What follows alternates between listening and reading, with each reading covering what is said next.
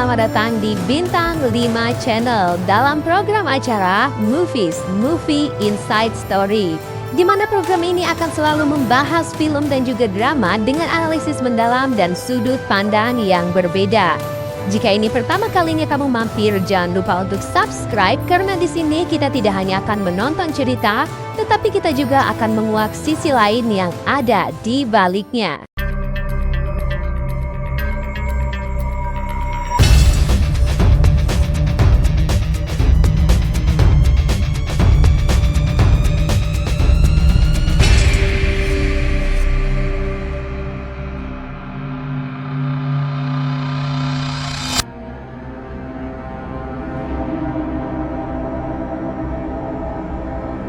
MD Picture menghadirkan film Indonesia pertama dengan sutradara Korea Selatan berjudul Keadilan The Verdict di tanggal 20 November 2025 kemarin.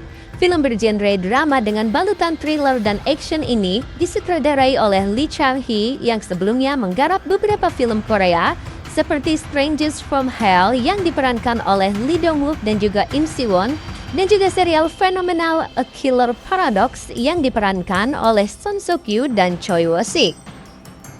Lee Chang-hee tidak sendirian, tetapi ditemani sutradara Indonesia Yusron Fuadi yang dikenal lewat karyanya Sepan Alas yang menjadi film terbaik JAFF Indonesian Screen Awards di Jogja Netpack Asian Film Festival 2023 lalu.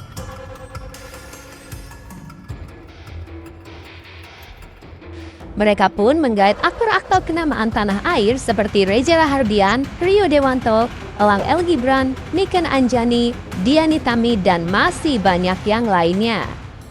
Dan berikut ini sinopsis singkat tentang film Keadilan The Verdict. Raka yang diperankan oleh Rio Dewanto, seorang petugas keamanan pengadilan yang jujur, merasa gelisah menyaksikan hukum dimanipulasi oleh uang, koneksi, dan juga kebohongan.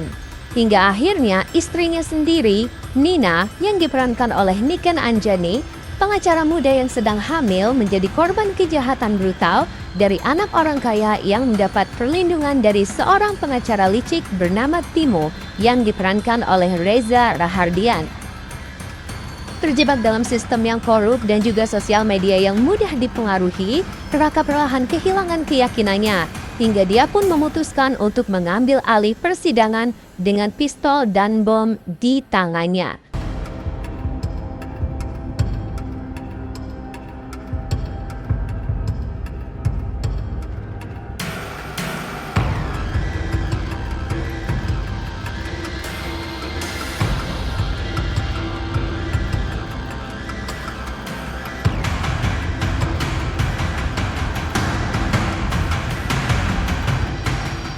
Apakah Raka akan mendapatkan keadilan pada kasus istrinya tersebut? Ataukah malah pengacara Timo yang akan memenangkan perkara ini? Kalau kamu penasaran, kamu bisa langsung aja nonton film ini di bioskop-bioskop yang ada di kotamu.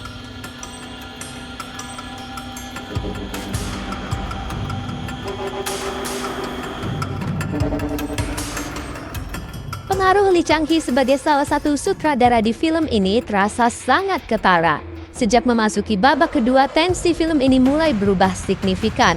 Berbagai treatment sinematografi seperti pergerakan kamera saat menyoroti emosi karakter antagonis, pemanfaatan set yang maksimal, transisi yang presisi, hingga scoring yang intens langsung mengingatkan kita pada visual khas K-thriller.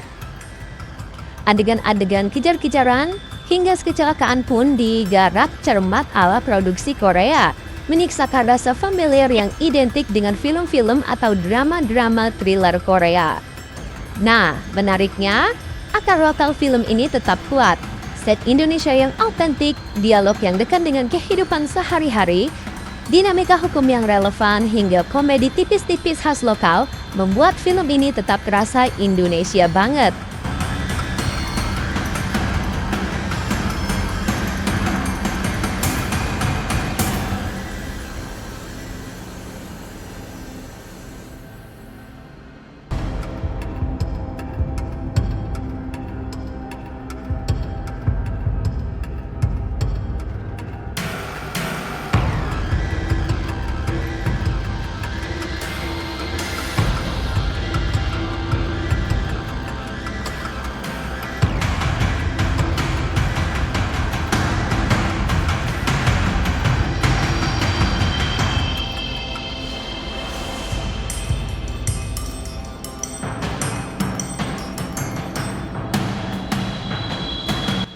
ini tidak hanya mengandalkan courtroom thriller yang jarang diangkat di kebanyakan film Indonesia, tetapi juga menghadirkan penceritaan yang kuat. Baik pengembangan cerita maupun karakternya terasa digarap secara maksimal. Semuanya saling terhubung dengan benang merah yang jelas sehingga membuat film ini semakin menarik untuk diikuti. Bahkan, tak sedikit juga plot twist yang menjadi gong dalam alur ceritanya. Kejutan demi kejutan akan membuat kita sebagai penonton terkesima. Film ini juga dipenuhi dengan adegan ruang sidang yang syarat manipulasi dan ketidakadilan. Dinamika tersebut membuat kita sebagai penonton ikut terbawa emosi, seolah berdiri di sisi sang karakter utama untuk ikut menuntut keadilan. Akting para pemain keadilan The Verdict juga patut mendapat apresiasi lebih. Rio Dewanto menampilkan berbagai lapisan emosi yang membuat penonton mudah bersimpati pada karakter yang ia perankan. Sementara itu, Reza Rahardian kembali menunjukkan kelasnya. Kali ini ia memancing emosi penonton melalui perannya sebagai pengacara yang licik dan juga manipulatif. Bahkan, sutradara Lee Chang-hee memuji akting Reza Rahardian dan juga Rio Dewanto dalam film ini. Dia menyatakan bahwa keduanya memiliki pesona dan kemampuan akting luar biasa yang bisa dipahami bahkan tanpa bahasa yang sama. Lee juga yakin kemampuan akting mereka bisa menembus pasar film Korea Selatan dan berharap bisa bekerja sama lagi dengan keduanya di masa depan. Tak ketinggalan juga Elang El Gibran yang tampil memukau sebagai karakter antagonis. Lewat ekspresi, gestur hingga intensitas yang konsisten, ia mampu menghadirkan sosok yang terasa mengancam. Dipadukan dengan gaya pengambilan gambar khas Lee Chang-hee, penampilan Elang terasa makin kuat, bahkan mengingatkan kita pada karakter psikopat di berbagai film ataupun drama Korea. Sayangnya ada beberapa detail yang kurang diperhatikan di dalam film ini, seperti latar belakang karakter Raka yang sangat sedikit terekspos dan adegan ketika Raka mencari bukti-bukti demi pembuktian siapa pembunuh istrinya. Hal ini mungkin dikarenakan durasi film yang singkat, yaitu sekitar 1 jam 40 menit. Apabila film ini dibuat dalam versi serial yang berdurasi 6 atau 8 episode, yang mana setiap detail akan dimunculkan, aku yakin akan meledak di pasaran nih.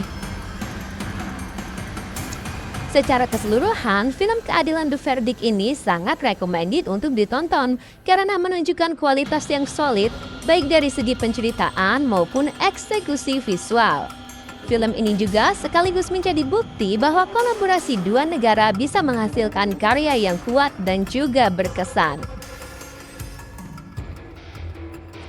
Itulah tadi review singkat tentang film Keadilan The Verdict. Terima kasih sudah mengikuti review ini sampai akhir.